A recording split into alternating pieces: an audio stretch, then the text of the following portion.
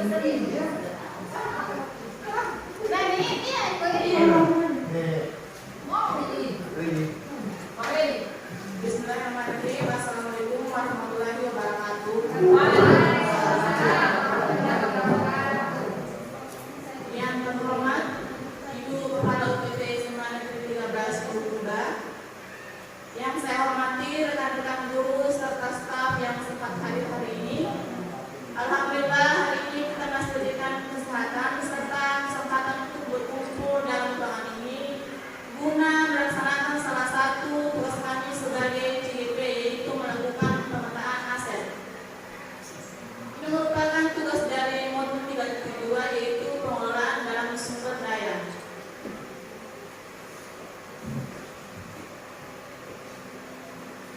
Oke, baik, adapun tujuan dari kegiatan kita hari ini yaitu CGP mengidentifikasi secara kolaboratif bersama warga sekolah lainnya tentang aset atau kekuatan ataupun sumber daya yang dimiliki sekolah.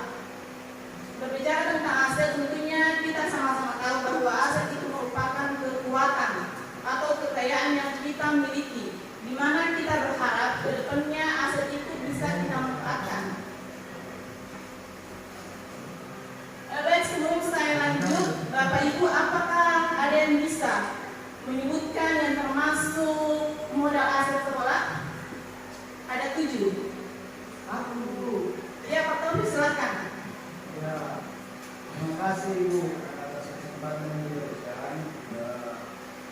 Bagaimana kita ketahui bersama bahwa aset yang itu salah satunya adalah aset lingkungan, kemudian aset manusia, kemudian aset politik, apalagi itu dulu sebentar ini. Oke, kita untuk Pak Taufik dulu. Ya, jadi ada 7 yang termasuk modal aset, yaitu yang pertama modal manusia, yang kedua modal sosial, yang ketiga modal politik, yang keempat modal lingkungan alam, yang kelima modal fisik, yang keenam modal apa lagi? Finansial, dan modal apa? Modal apa?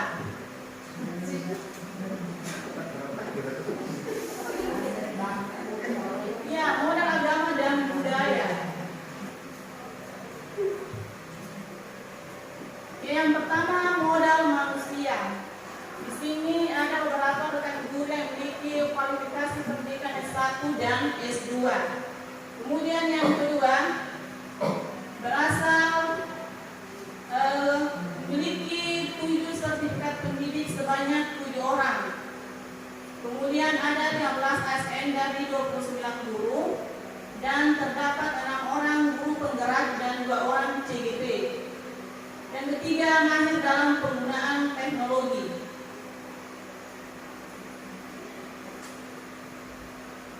Oke, baik, modal manusia selanjutnya itu yang berasal dari murid.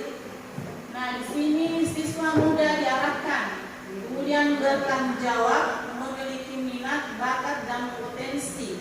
Jadi seperti kita ketahui bahwa setiap murid itu memiliki keunikannya masing-masing atau potensinya. Misalkan ada yang minat di pramuka, kemudian seni, jadi mereka bisa kembangkan melalui kegiatan ekskul yang ada di sekolah kita ini. Kemudian mereka juga sangat bertanggung jawab terhadap pilihan mereka. Misalkan mereka masuk dalam kegiatan ekskul pramuka, jadi mereka melakukan kegiatan pelatihan, kemudian kegiatan kepramukaan sampai mengikuti lomba-lomba lainnya. Jadi itu merupakan bagian dari PSM, pengambilan keputusan yang bertanggung jawab. Kemudian yang kelima, pengawas pembina melakukan pembimbingan. Jadi pengawas pembina selalu datang ke sekolah kita untuk melakukan pembimbingan kepada rekan-rekan guru. Yang keenam, komite bekerjasama dengan sekolah. Baik, modal kedua yaitu modal sosial. Yang pertama itu membantu masyarakat yang terkena musibah. Saya pikir di sini semua rekan-rekan guru serta kepala sekolah kita memiliki jiwa empati yang sangat luar biasa. Contohnya ini ketika terjadi kebakaran di daerah Pakiruan. Nah,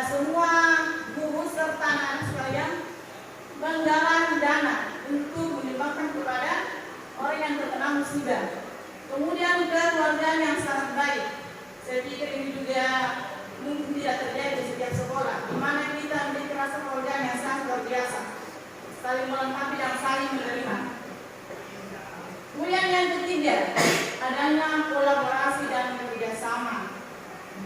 Yang keempat, menjunjung tinggi semboyan sipakainya atau saling mengingatkan, sipakalut dan sipakatau saling menghargai. Jadi kita di sini tidak membedakan mana yang statusnya mungkin sebagai orang kaya, orang berpangkat, tidak ya.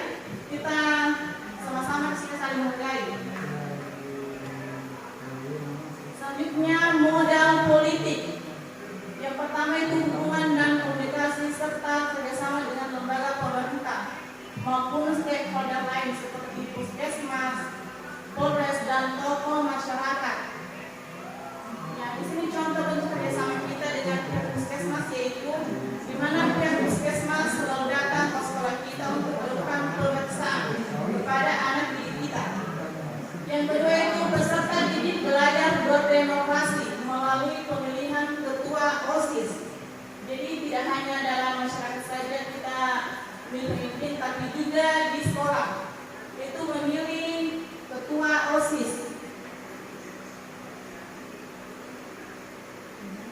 Baik, modal selanjutnya dipaparkan oleh Pak Samsul Jamal. Dan ini saya persilahkan dengan hormat.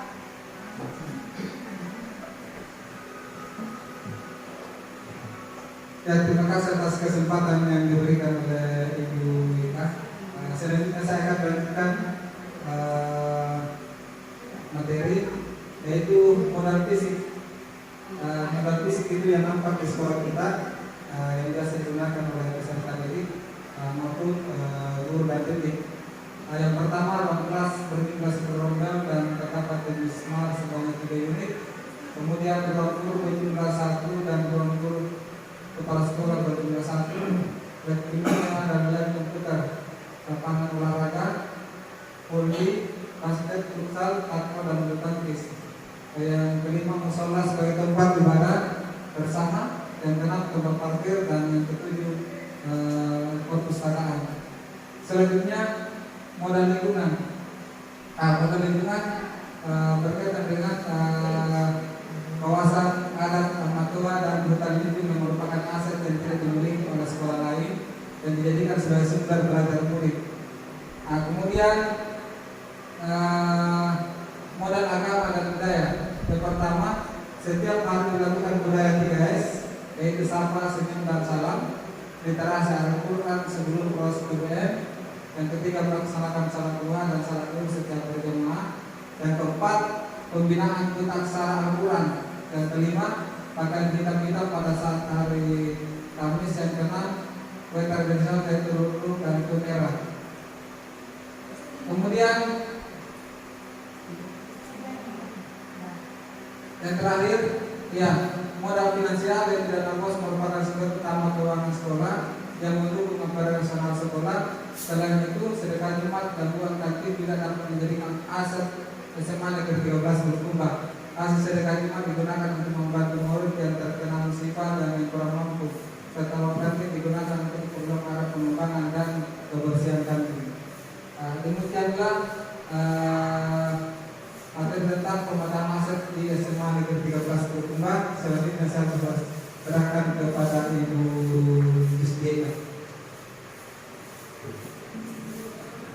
Baik, terima kasih kepada Pak Samsul Jamal. Jadi itulah tadi mengenai pemetaan aset yang ada di sekolah kita.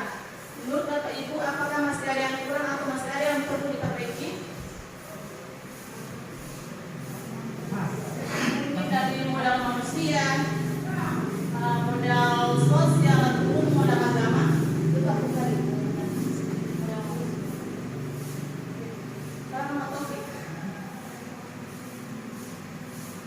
Ya, terima kasih Bu Eka. Terkait daripada apa yang dibahas juga tadi terkait dengan aset. Kemudian sedikit juga bahwasanya sebelum kita menangkap beberapa aset kekuatan, kita kan biasanya mengenal tentang aset kelemahan, di mana kita berpikir pada satu titik kekurangan, yaitu bagian daripada aset kelemahan. Nah, poinnya begini.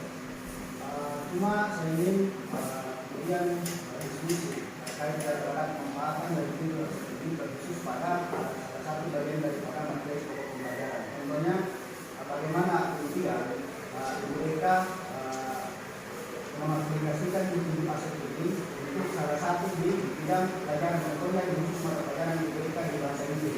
Bagaimana kemudian mereka memanfaatkan aset modal manusia dan modal lingkungan terkait daripada proses pelajaran yang mereka lakukan di sekolah, khusus untuk mata pelajaran bahasa Inggris. Seperti itu.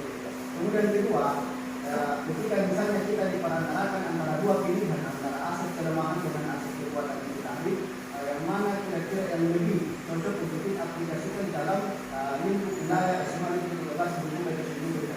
Saya kembalikan. Ya, sebelumnya saya serahkan kepada Profesor Juliana. Ya, yang pertama mengenai modal manusia. Jadi saya pikir setiap guru memiliki potensi ya Pak. Ada yang potensinya di bidang seni, ada yang di bidang olahraga. Nah di sini kita sebagai guru bagaimana kita bisa mendorong mereka, motivasi mereka untuk mengembangkan potensi yang mereka miliki. Kemudian juga untuk saya sendiri sebagai guru bahasa Inggris, karena saya melihat banyak sekali anak-anak yang pengetahuannya itu masih sangat minim tentang bahasa Inggris, tetapi mereka ada kemauan. Jadi saya berencana untuk membuka ekskul bahasa Inggris Pak untuk kedepannya. Ya, selanjutnya serahkan kepada Pak Samsudiana. Ya, terima kasih atas tanggapan dari teman-teman mengenai persoalan aset yang berkaitan dengan pertama mapel kimia berhubungan dengan lingkungan. Kebetulan kalau kita kaitkan dengan lingkungan, salah satunya dalam pembelajaran kimia adalah kalau persoalan praktek.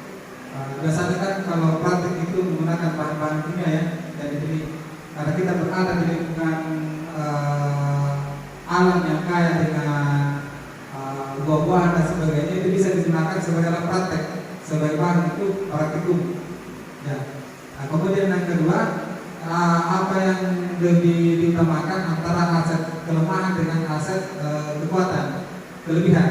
Jadi kalau bagusnya adalah yang kita perhatikan adalah aset kelebihan atau aset yang memiliki dampak positif, karena kelemahan itu hanya akan memusatkan terus adalah kekurangan kita. Bahkan kalau ada kekurangan akan menjadi kendala. Setiap ada yang kita lakukan, yang kita pikirkan adalah kendala-kendala, faktor negatif, sehingga kita tidak ada niat untuk mau berkembang. Tetapi kalau kita menggunakan aset kelebihan atau aset yang sifatnya positif, tentang yang kelebihan yang kita miliki di SMA Negeri 13 Bulukumba, otomatis kita akan memiliki jiwa yang sangat kuat untuk melakukan perubahan, baik itu perubahan untuk diri pribadi maupun yang utamanya untuk peserta didik.